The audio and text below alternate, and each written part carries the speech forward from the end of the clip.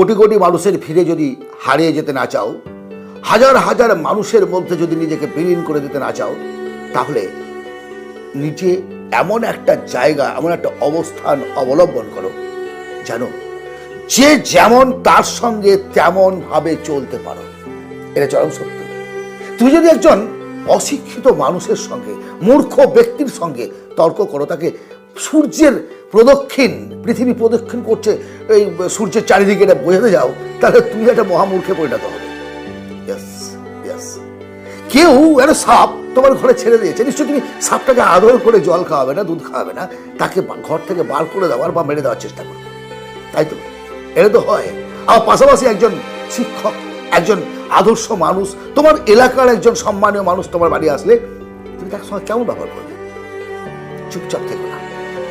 কেঁচোর মতো পায়ে টিপে মেরে দেওয়ার অপেক্ষা না করে নিজের মেরুদণ্ডটাকে সোজা করো, নিজেকে ভালোবাসো।